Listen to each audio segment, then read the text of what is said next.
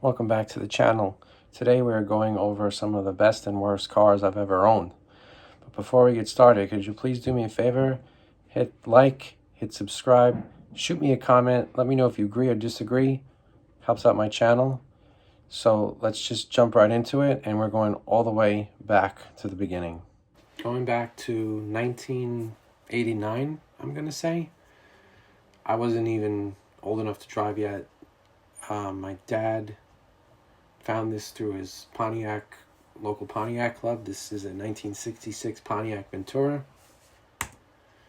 And we bought it together and worked on it for a couple of years until I was able to get my driver's license. This was an all-original car that was in really good shape. It had a 389 two-barrel. We put dual exhaust on it. I couldn't find any pictures of the interior. The interior was black and mint. It was automatic, turbo 400. And this thing was a blast. This thing felt like fast. Like, it was definitely a quick car, even though it had a highway gear. Kept it for about a year, and then my dad was like going nuts with me every time I'm driving it somewhere. He was so worried about it, so I ended up selling it to him. And then got this 86 Cutlass Salon, which was only about maybe 5 years old at the time, early 90s. And I think I paid around $5,000 for it. And this thing was really nice too. It probably had like about 60,000 miles. Here's me. Had the two-tone, fully loaded. The car was like mint. Everything on it worked great. Drove beautiful. And then, well, two of my friends bought Camaros, and those cars were quicker, and I was like, man, I gotta get a Camaro. So only kept this one for maybe like 2 years. Then I got this 86 IROC. This was the 305 with the TPI. Nice car, but had all kinds of problems with this car. Again, it was probably maybe 6-7 years old when I bought it. Allegedly had low miles, but right from the start, overheating issues, check engine lights. I didn't know anything about computer control in cars, nothing. So this was a struggle. I had all kinds of plans to swap the motor and upgrade it and drag race it and everything, but I just kind of kept it pretty much stock. Drove it for like 6 years, maybe 5-6 years when I was in college, and then sold this one. Also had the leaking T-tops, which were annoying. Ended up replacing the seals, and that mostly fixed it. Otherwise, before that, I was sitting in a wet driver's seat every time it rained. Drove it in the snow, all over the place. Delivered papers, you name it. Nice looking car though. And from what I remember, it drove really well too, once I got the issues sorted out.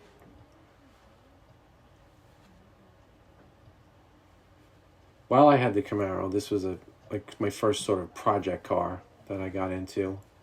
It's an 84 Buick Regal V6, brown, on brown. This was a real hoopty. I think I paid I don't know, maybe $300 or $400 for this thing. It was parked in my college parking lot, and it was for sale. It had a really bad oil leak, so I was like, all right, I'll just take out the V6 and swap in a small block. Why not? So I bought this 327 from a guy I knew, really unknown condition or anything. Tore it down. Ended up I don't even remember what I did. I tore it down to a short block, like an assembled rotating short block, and then built it back up, painted everything, put it in there. Put a really big cam in it, which was dumb. It was like the 292 comp hydraulic cam. Broke in the cam at like 9 p.m. with open exhaust, and my neighbors flipping out, calling the police. That was fun. Yeah, it ran good after that, but the transmission was shot, and I had to put in, then I got a 350 transmission from a junkyard. That was shot. Had to have that rebuilt. Back in those days, talking like 1996, pretty sure I got a rebuilt, installed for around 500 maybe. Then it shifted great. Had a dual exhaust put on it. But with that cam and a stock torque converter and like a 241 rear diff, it was a dog until you got up to like maybe 4,500 RPM, and then it would run out because it had stock heads, and yeah, it was terrible. So I drove this thing around on and off for maybe like a year, commuted to college with it, and I think I sold it for maybe like 1,500 or something. Good riddance.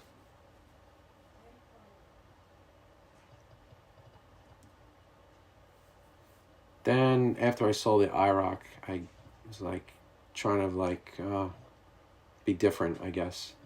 Got this Acura Integra. I believe this was in 96. I probably bought it when it was about 2 years old. My first stick shift car, 5-speed. It was just a stock base Integra. Ran great, reliable, trouble-free, but just boring. And I was looking into like doing all the mods at the time, and I just was like, nah, this is not really for me. So sold that car. And then I bought a Mustang, but I guess in between I had this 442, which was another project that I picked up for kind of cheap. I think I paid, now we're up to like maybe 1997, 98 or something. I think I paid like $2,500 for this car. This car was in pretty nice shape. Like the body was very straight. There was a little bit of rust at the bottoms of the doors, which I patched with fiberglass. The transmission was not great on this one. And the other big problem was, like, the interior looked great, but the guy was a dog owner, and he had some big, shaggy dog, and he must have rode around with the dog in the car all the time because the interior stunk like wet dog, and I really tried to clean it, and it just always smelled terrible, and I didn't really feel like having to redo a transmission. This one had an overdrive, and that was going to cost me a lot more. So I ended up kind of just flipping this one and made no money on it. I think I sold it for exactly what I paid for it, but I didn't really put anything into it, just labor. Like I painted the bumper, like I said, fixed the rust on the lower doors, patched it, whatever. And that was it. Moved this one along after a few months. Then I bought this Monte off my friend. He had found this on like the local paper classifieds. It was an 81 Monte Carlo. And he had also bought a wrecked 88 Monte Carlo SS. And he swapped all the SS stuff onto the 81 because the 81 was like a good, solid, straight runner. I already had like a small block. I think it was a 377.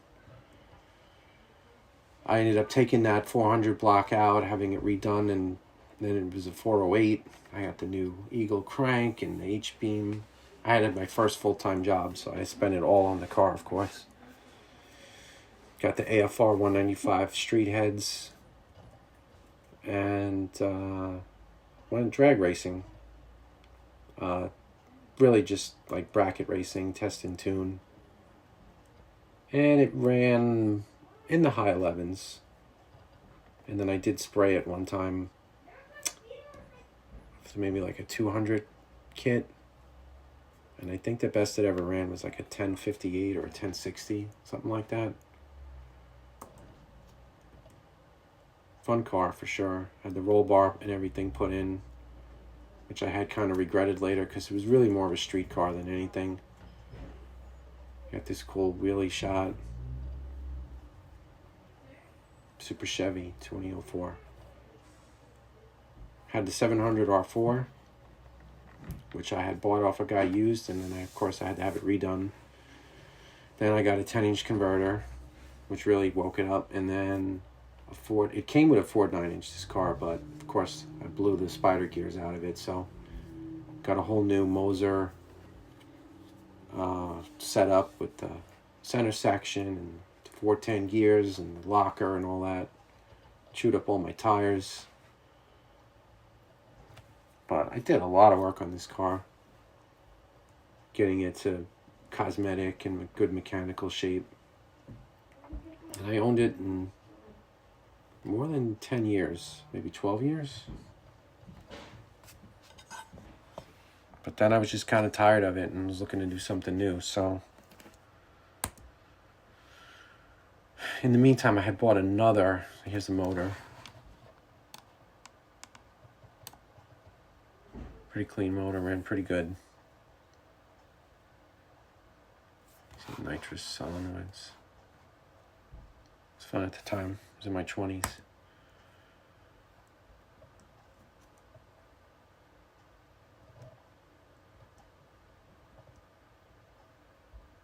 This is towards the end of when I owned it.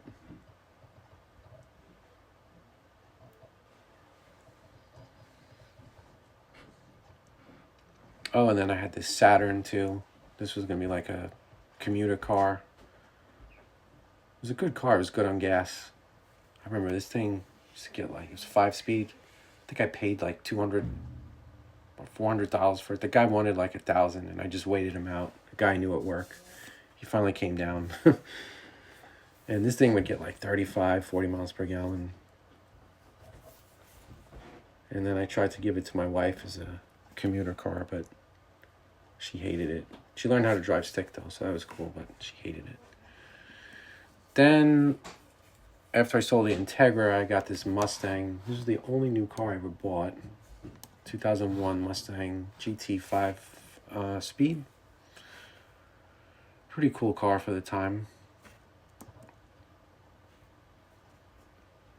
It was cheap too. I think I paid like $21,000 for it, which I guess was a lot then, but the way things are now, it'd be cheap. Started modding this one too, like did the pulleys, the swap to a 373 gear, the Flowmasters, and that made it more fun for sure.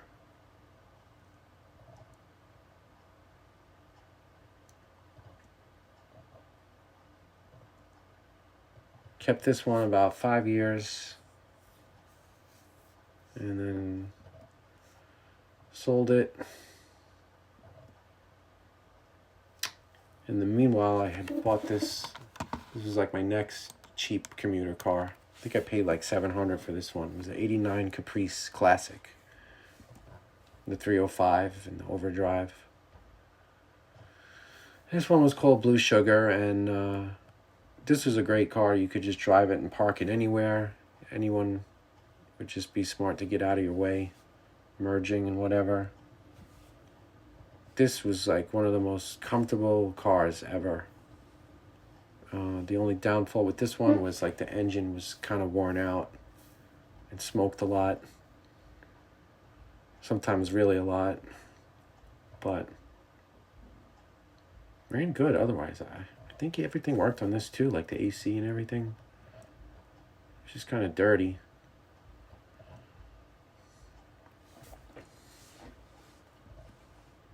Then when I sold the Mustang, I bought this Cadillac CTS.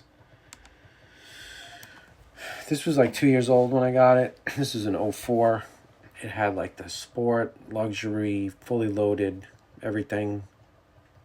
Really nice car.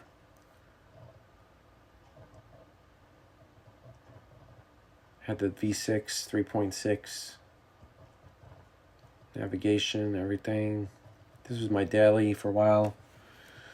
Actually, I owned this Cadillac for like, I bought it in 06, and I don't think I sold it until maybe 2021 or something like that. I had it a long time.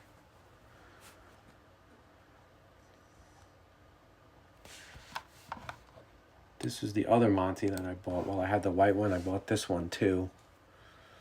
this was going to be this was going to be my first like LS swap deal. This was all stock. Bought this one in probably like 2007. Paid maybe $4,500 for it. It was very clean. That was, you could get those kind of prices back then. Had a little rust starting at the bottom of the doors, but real solid car. The 84 had this, it was only blue and white were the colors you could get. And I always loved the blue. I always wanted one of these. These did not have the overdrive. They had the 350 lockup transmission and the 342 rear. So this one kind of revved a bit on the highway. And this one, was just kind of tired. Like, it was in great shape, but I think it had like 90,000 miles, but it leaked oil, transmission fluid, power steering fluid, differential, coolant, like, you name it. It leaked everything. So I started trying to get that all straightened out. And it also had the lean where it was, you can't really see it in these pictures, but it sat lower on the driver's side, and I started swapping springs and playing around with shimming bushings and stuff, and I just could not get it right, and it always bothered me that it was like an inch higher on one side than the other. So I kind of scrapped the whole LS swap plan. I didn't really have the money anyway, so I ended up kind of selling this one after a couple of years and got back a little bit more than I paid for it, just due to inflation or whatever.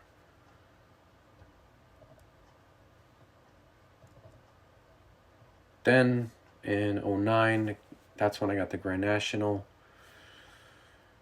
I looked and looked. This was, I had sold the White Monty, so I had the money from that. Now that's why I always wanted a Grand National, so this is the time. So ended up spending months, looked at maybe like 10 cars and traveling all over the tri-state New York area. Found this one in South Jersey. Oh, there's my Saturn again. Sorry, this is a little bit out of order. Polished it up, looked pretty good. Anyway, back to the Grand National. Found this one, low miles, had like 16,000 miles, which the Carfax backed up. And also the condition of the car kind of backed up. It had been kept garaged. It was owned by a lady, and I don't think she ever really did much with it. I think she was the second owner. And it seemed like it kind of just sat around a lot and, got scraped and dinged up, maybe from being in a garage with bikes and kids and stuff. I'm not really sure, but it had like a bunch of dings and little scratches on it. But it ran like brand new.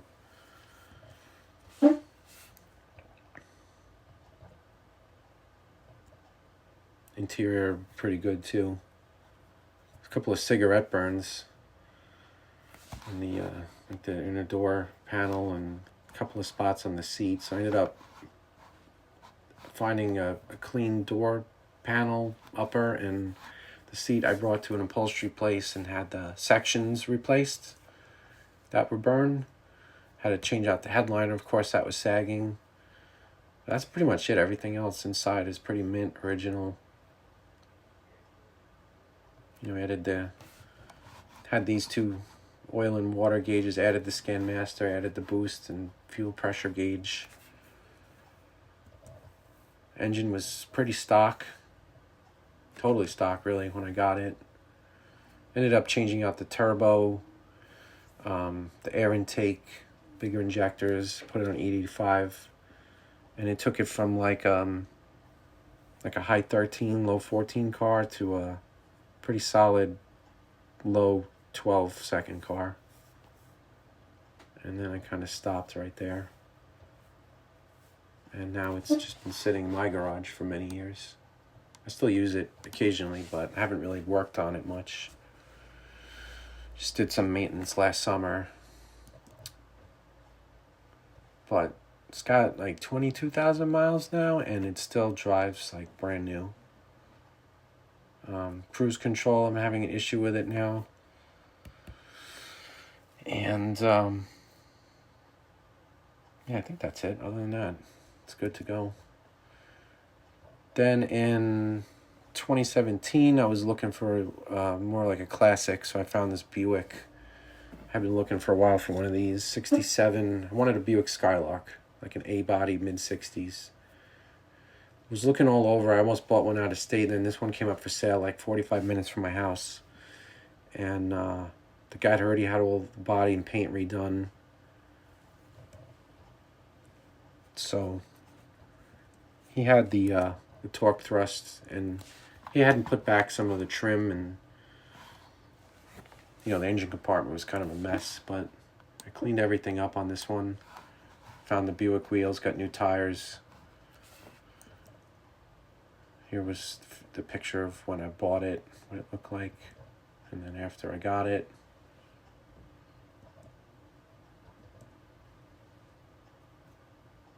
Beautiful color on this car. It was not original color, but the guy, he did pick a good color, that's for sure.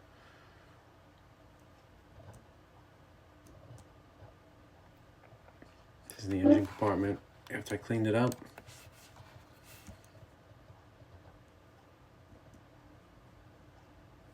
This engine had been rebuilt. It was a 430 cubic inch. Ran great. And then I did add, I went from an automatic, it had a column automatic. I went to a 5-speed, what do you call it? A Richmond Street 5-speed.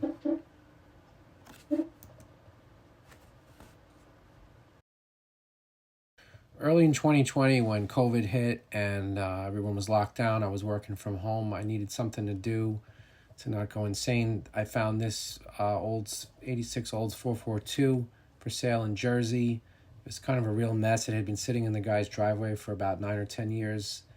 It ran, but not great, and it needed a bunch of work, but it was a good deal. It was like $3,000, and the guy delivered it to my house, which is awesome. And this was really mostly like a cosmetic restoration, because mechanically the car was actually pretty good.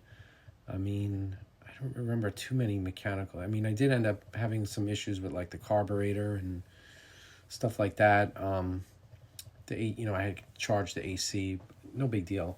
Yeah, this was like a cosmetic refresh. It was leaking water. The floors were rotted, so I patched everything up. It had been keyed, as you can see, pretty bad. The wheels were rusty. But this is what, after I spent like 3 years on it, a little bit here and now. I mean, I did spend a lot of time on it initially during the first few months of COVID lockdown, but it still took me a long time to completely finish it up. I ended up painting the driver's side black, the roof and the trunk lid had some rust, which I patched and welded in some metal.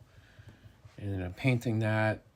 The wheels just cleaned up really nice with, I mean, they weren't perfect, but they got a lot better with just some steel wool. And yeah, ended up kind of flipping this one. Wasn't really my intention, but I ended up getting about 10 grand for this one. So it was pretty much all labor, like very few investments as far as parts or anything. It was all stock, all original. Very good. 84 Camaro Z28. This was around COVID time, 2020. Body in nice condition. Ran okay. Had a lot of issues. This one did a lot of sorting on it. Cleaned up the interior. Had this seat patched.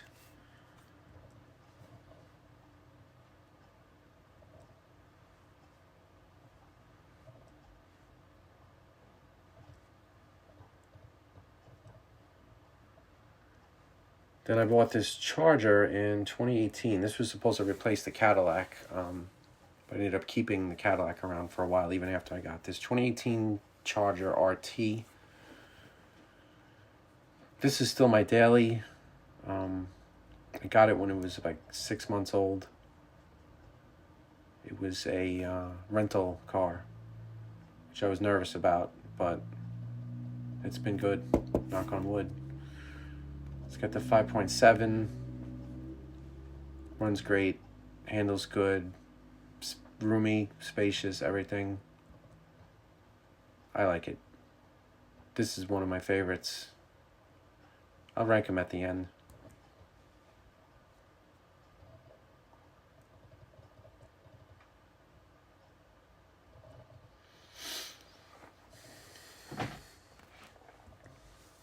Then this was the Suburban I bought in 2023, I think, because my wife's Jeep had a major problem. The dealer had it for months, and we were going on some big trips to Tennessee, upstate New York, and Delaware, and we needed a family car because they had given her this tiny loaner that we couldn't fit in. So I bought the Suburban,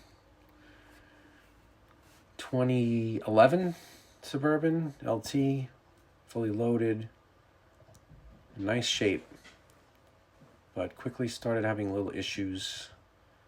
Lots of little electrical gremlins, check engine lights, StabiliTrak lights, brake, ABS lights, all of that usual GM fun stuff. Ended up having to drop the fuel tank, which was like a nightmare, to replace the pump, which had rotted out.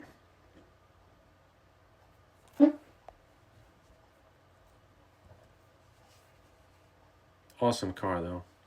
Then, so then, in order to get this Nova just about a year ago, in order to get this car, 71 Chevy Nova, I had to sell the Buick, the blue one, so I had to go.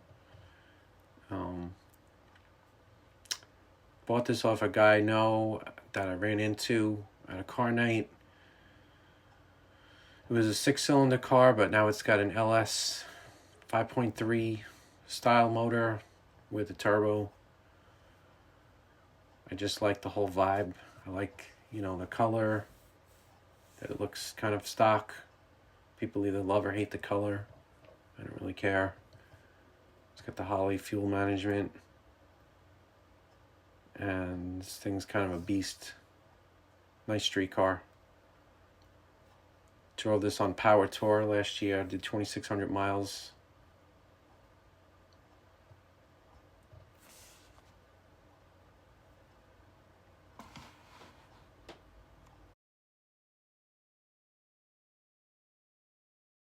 Alright, so now it's time to wrap it up, and I'm going to list my top 5 worst cars and top 5 best cars in descending order. So, unfortunately, as much as I love the IROC, I've got to put it at number 5 on the worst cars I've ever owned list. The car was awesome, but it just gave me so many problems. The engine was stalling. Chased this down for years. The rear differential broke a couple of times under stock power. I had problems with the torque converter lockup. The T-tops leaked. The engine leaked. The car sat crooked. One side was higher than the other, and it was just, I wanted to love it, but ultimately it really just let me down. Saturn too, I did like this car for what it was, but it was just a very underwhelming, not fun to drive car. Number 3 is my Cadillac CTS. And this is tough because I really, really like this car. It drove amazing. It was the perfect size. It drove really well. The engine was powerful. It was so comfortable. It felt like quality, but the quality wasn't real. Everything with GM in this era, and maybe still it's true, I don't know. I don't have a newer one, but 2004, everything was made to break. Every little annoying thing broke on this car. From the windshield wipers, to the window regulators, to the frame rotting out, to power steering lines bursting, differential going bad, third brake light went bad, and it was like a $600 part because it was a neon light. Every stupid thing you could think of went wrong with this car. Same story, really. The Suburban was a 2011, but nothing had really changed. I mean, when I bought it, it was already 12 years old, but, again, love the car. Looks amazing. I think it's a timeless style. It drives like a dream. Most comfortable car ever, really, to ride in. I guess except my Caprice, but this was way more spacious. And same issues, though. All kinds of little nagging problems. So for that, I've got to throw it on the worst list. I wish I didn't have to. And number one was the abomination of this cheap Buick Regal that I spent way too much money on and sold at a loss. The whole engine setup and drivetrain was wrong. The paint was a mess. I bondoed some dents and primered over them, and it was just a real clapped out hoopty, this car. Now on the top 5 best cars I've ever owned, gotta have that first car on the list, sentimental value. And it was a really good car, and I wish that it was still around, because it was a beautiful, original, solid car that drove really well, and really, really good car. You can't really beat the styling on a mid-60s Pontiac. This was when they were at their peak. Number 4 is the 01 Mustang GT. Nothing special about it, but it was just a cool car. Like, I liked I specifically got it in this true blue color. My wife called it purple always. To me, it was blue, dark blue. I don't know. Let me know what you think. And this was before cars got overly bloated and heavy and bogged down with all kinds of electronics and things to go wrong. Still a very simple car. I mean, we were talking about only about 6-7 years after they ended the run of the Fox Mustang. This was still on a modified Fox platform, and it was a great car, very reliable and fun to drive. Number 3, the Nova, my 71 Chevy Nova. This car is awesome. It's a very solid car. I mean, it's got a couple of rust bubbles on the lower part of the body, but the whole underneath is very solid, original car. The motor runs great. I love the turbo. I love the power it makes. I love the sound it makes. The only reason I probably would have it at number 3 is because it doesn't have air conditioning, which sounds silly, but and also, like, it's an amateur paint job from probably the 90s or a long time ago, and it's got a lot of little blemishes and issues. If I could restore the body on this car, I mean, it would be amazing, but still an awesome car. Number 2, my daily driver, my Dodge Charger. This car just does everything well. It goes, it stops well, it handles well. It's a very, again, a basic car. Like, it's low option. It doesn't have like leather or moonroof or anything. It's got a simple infotainment system, which I love, and a nice, comfortable car to drive around in every day. It's a keeper. And number 1 is the Grand National, of course. Probably the best, yeah, for sure, the best G-Buddy I ever owned. I mean, it's a low-mile car. It's only still got about 24,000 miles on it. And it smells and drives like a brand new car still. So, this would be the top 1 for me. Let me know what your picks would be, and I'll catch you on the next video on Nowhere Fast Garage. Thanks for watching.